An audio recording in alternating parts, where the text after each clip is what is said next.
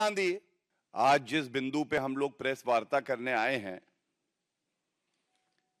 कल भी एक अहम मुद्दा उठाया गया।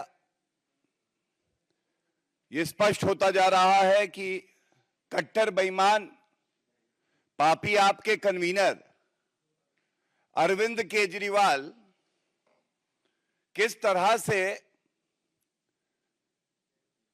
भारत विरोधी गतिविधियों में अक्सर उन शक्तियों के साथ खड़े रहते हैं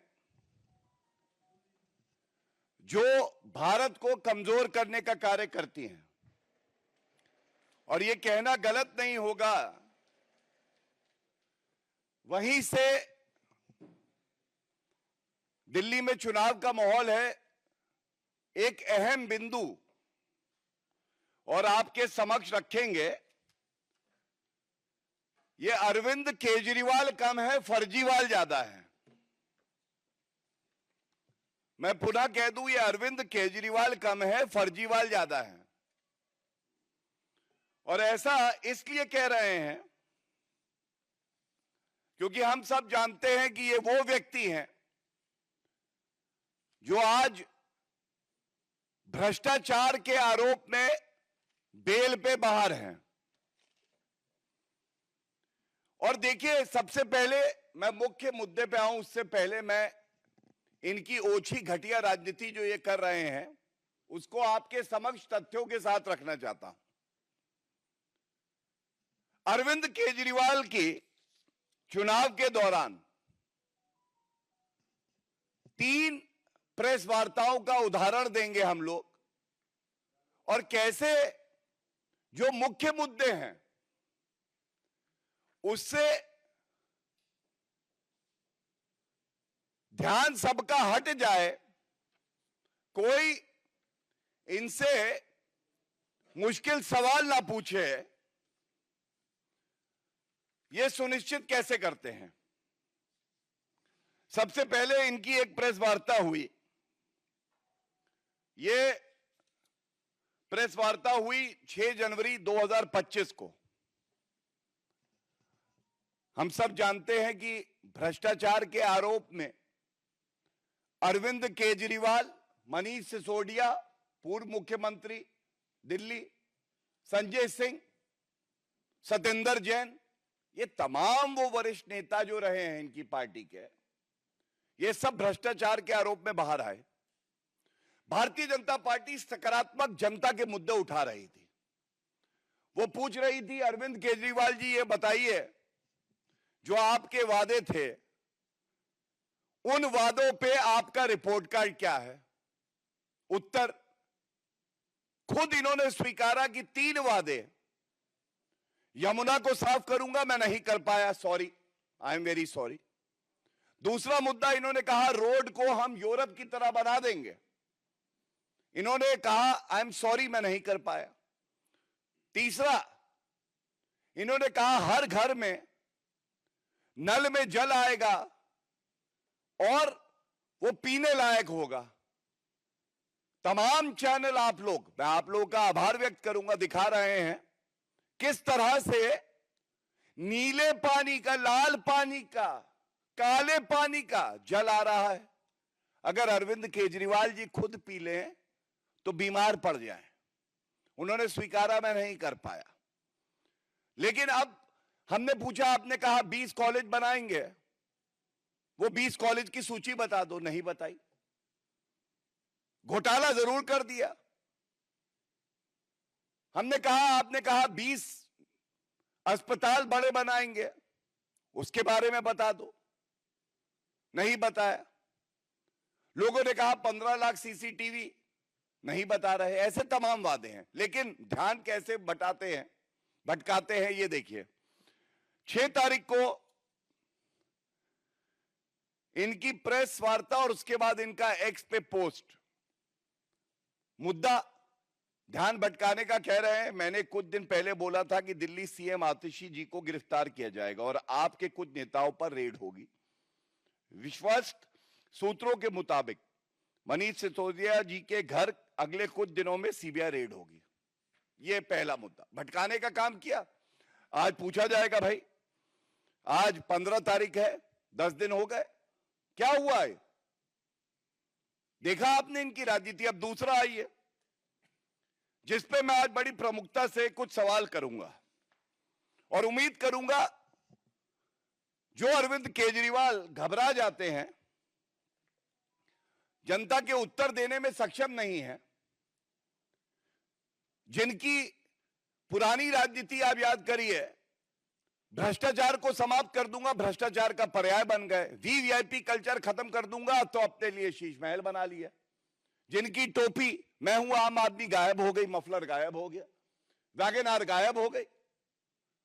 उनसे मैं पूछना चाहता हूं, ये इनका दूसरा ध्यान भटकाऊ प्रेस कॉन्फ्रेंस, अगर इसका नाम दिया जाए ध्यान भटकाऊ प्रेस कॉन्फ्रेंस, जो जनता के मुद्दे हैं उस पर कभी चर्चा ही ना हो पाए। ये 11 तारीख को इन्होंने एक और प्रेस वार्ता करके कहा, और ये बड़े ध्यान से सुनिएगा, इन्होंने कहा रमेश बिधूड़ी भारतीय जनता पार्टी के मुख्यमंत्री का चेहरा भाजपा घोषित करने जा रही है। यह ऐलान हो जाएगा जल्दी, बस मुझे अपने विश्वस्त सूत्रों से जानकारी हुई है। तो पहले तो मैं ये कहूंगा, अरविंद केजरीवाल जी, जाने अनजाने में आप भी वही बोल बैठे। ये बात तो तय है, गारंटी है, 100% है कि भारतीय जनता पार्टी की सरकार पूर्ण बहुमत से दिल्ली में बनेगी। दूसरी बात तय है, गारंटी है 100%, अरविंद केजरीवाल अपनी नई दिल्ली की सीट हार रहे हैं, इसीलिए छटपटा रहे हैं, इसीलिए घबरा रहे हैं। और दिल्ली का सीएम भारतीय जनता पार्टी का एक प्रणाली है, हम ऐसा चेहरा देंगे जो मजबूती से कार्य करेगा, दिल्ली को आगे बढ़ाएगा, जो भ्रष्टाचारी आपकी तरह नहीं होगा, कट्टर बेईमान नहीं होगा आपकी तरह। मैं सुनिश्चित करके ये कहता हूं, अरविंद केजरीवाल, अगर आपने तय कर लिया है कि आप विपक्ष में बैठेंगे तो आज हम सवाल दागते हैं, हम यहां बैठे हम सवाल पूछते हैं। आप बताओ, आपका नेता प्रतिपक्ष कौन होगा? आप बताओ। और देखिए, यहां पे संकट गहरा जाता है। संकट क्यों गहराता है समझिएगा। हम सब जानते हैं अरविंद केजरीवाल कुर्सी पे फेविकोल डाल के बैठ गए थे।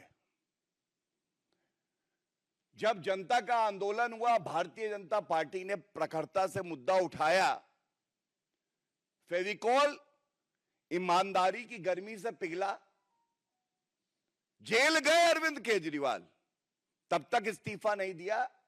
जब इनको अंतरिम जमानत मिली और उसके बाद बाहर आने के बाद इन्होंने ढोंग करके मुद्दे से ध्यान भटकाने के लिए इस्तीफा तो दिया, लेकिन किस तरह से ये भूल गए कि सर्वोच्च न्यायालय ने जो बेल दी है उसमें शर्तें क्या हैं।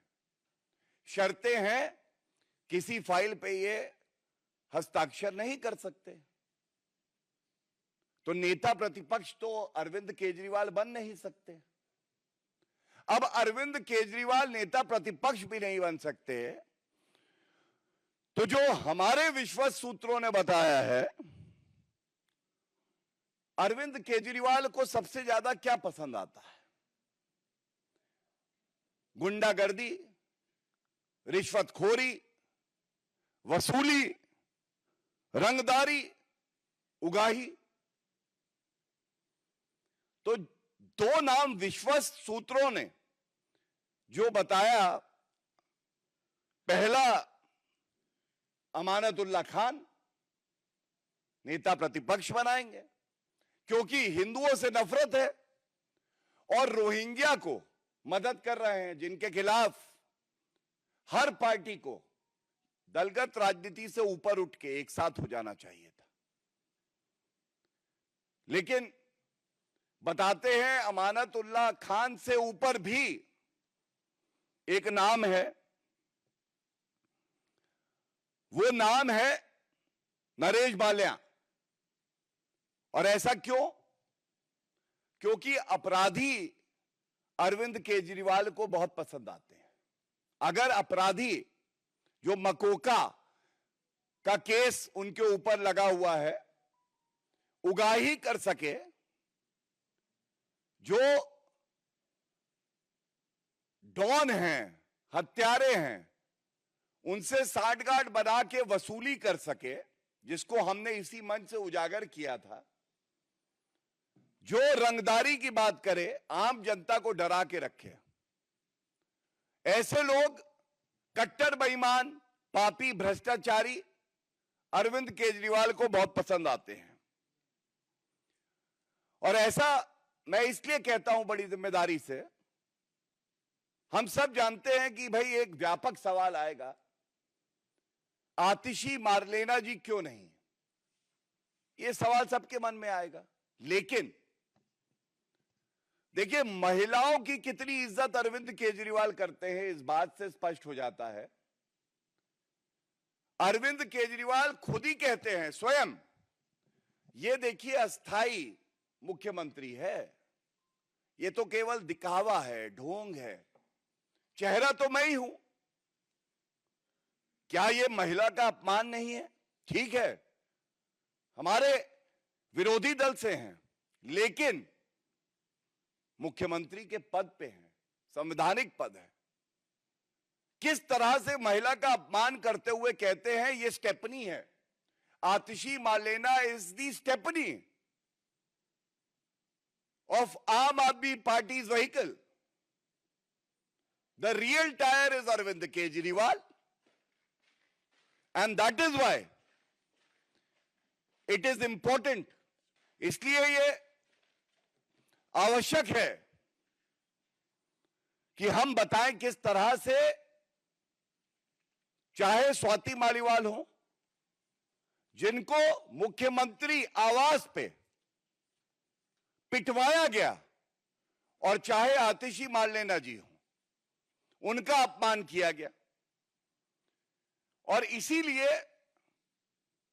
यह बात मैं आपको बता रहा हूं। मैंने दो उदाहरण दिए और यह दूसरा वाला बड़ी प्रमुखता से उठाया, और तीसरा एक और बेतुकी बात करी। यह बात है 14 तारीख को इन्होंने एक और बात करी। इन्होंने कहा भारतीय जनता पार्टी सोने की चेन बंटवा रही है, विश्वस्त सूत्रों से पता चला है। तो मैं ये कहना चाहता हूं, भारतीय जनता पार्टी वो पार्टी है जो अपने असूलों पे चुनाव लड़ती है, विचारधारा पे चुनाव लड़ती है, अपने कार्यकर्ताओं की ताकत से चुनाव लड़ती है। ऐसा अटपटा बयान अगर अरविंद केजरीवाल देते हैं, तो अरविंद केजरीवाल जी, मैंने आपको 3 उदाहरण दिए, यह स्पष्ट हो जाता है यह केवल ध्यान भटकाने की राजनीति है, क्योंकि जो मुद्दे हैं दिल्ली चुनाव के, उस पे अरविंद केजरीवाल जी के पास कोई उत्तर नहीं है। ये जो मैंने आपके समक्ष बात रखी, इसके बाद एक बात मैं और कहना चाहूंगा। अभी जब प्रेस वार्ता में हम लोग आ रहे थे, एक बहुत ही चिंताजनक, देश विरोधी और जिस वक्तव्य से हर नागरिक को ठेस लगी है, वो वक्तव्य सामने आया। और जब मैं ये बात आपके समक्ष रखता हूं, बड़ी जिम्मेदारी से एक बात मैं कह दूं, राहुल गांधी नेता प्रतिपक्ष है। Rahul Gandhi happens to be the leader of opposition. Rahul Gandhi, like any other member of parliament, has taken oath under the constitution to preserve and protect the integrity and sovereignty of our country. और बड़े दुख के साथ एक बात कहता हूं, राहुल गांधी का स्टेटमेंट अभी सामने आया है। मैं पहले राहुल गांधी का जो वक्तव्य है उसको कोट करते हुए, जिससे कि कोई ये ना कह सके कि शब्द इधर उधर हो गए, उनकी मंशा कुछ और रही होगी, और उसके बाद हमारे राष्ट्रीय अध्यक्ष जी ने किसी जिम्मेदार नागरिक की तरह एक एक्स पे पोस्ट डाली है, उसके आपके समक्ष रखना चाहूंगा। Rahul Gandhi says, and I quote,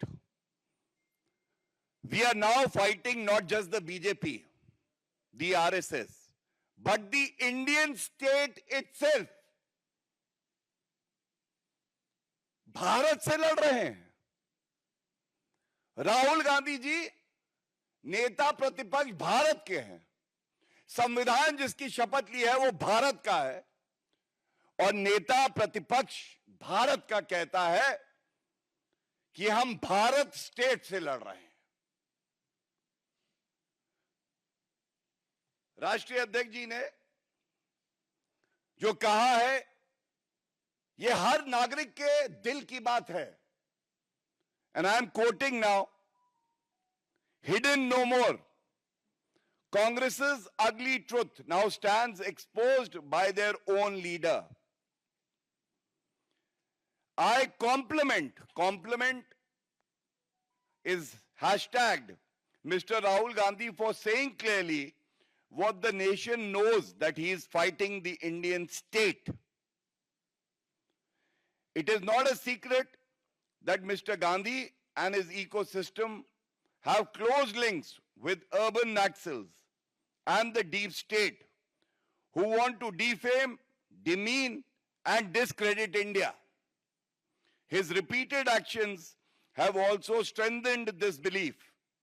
Everything he has done or said has been in the direction of breaking India and dividing our society. Every word is what the people of the country are saying today. It is resonating with the feeling of the nation. Nation that is aggrieved, that is hurt, that feels let down by an irresponsible leader of opposition in Rahul Gandhi. And I can very responsibly say, India, Bharat, deserves a more responsible, a more faithful leader of opposition. And truly, it is our misfortune that we have a part-time and irresponsible, immature leader of opposition in Rahul Gandhi, who also happens to be guided by forces like George Soros, forces that are inimical to the integrity of our country. And it would not be wrong to just point out that Rahul Gandhi's words, actions, and his belief itself hurts the sovereignty and the integrity of our country. And this is not the first time Mr. Rahul Gandhi has done so. ये पहली बार नहीं है कि राहुल गांधी ने इस तरह का बयान दिया है, बल्कि राहुल गांधी जो देश विरोधी शक्तियां हैं उनके साथ मंच साझा करते हैं, उनके साथ गुप्त भेंट करते हैं, उनसे फंडिंग लेते हैं, और उसके बाद ऐसे बयान देते हैं जो भारत की संप्रभुता के लिए खतरा बनती है। और यह कहना गलत नहीं होगा, ऐसा नेता प्रतिपक्ष राहुल गांधी हैं जो आज कलंक हैं, गैर जिम्मेदाराना है। और इसी के साथ ये तस्वीर देखिए, आज इसका रेलेवेंस और बढ़ जाता है। ये एमओयू साइन किया इन्होंने, हम बार बार इस मुद्दे को उठाते हैं। ये ऐसे देश के साथ पार्टी टू पार्टी एक एमओयू साइन हुआ, आज तक नहीं बताया गया है कि इस एमओयू में क्या लिखा है। यह एक और तस्वीर देश कहता है, ये गांधी और सोरस एक हैं। आप बयान देते हैं राहुल गांधी, वो देश के खिलाफ देते हैं। और इसीलिए हमारे राष्ट्रीय अध्यक्ष जी ने जो बात कही है, मैं समझता हूं कि वो हर नागरिक के जो मन की बात है उसको दर्शाती है। यह सवाल पूछा जाएगा कि आप इस तरह के वक्तव्य क्यों देते हैं, क्यों आप कहते हैं the fight is against the Indian state itself. ये बहुत ही चिंताजनक बात।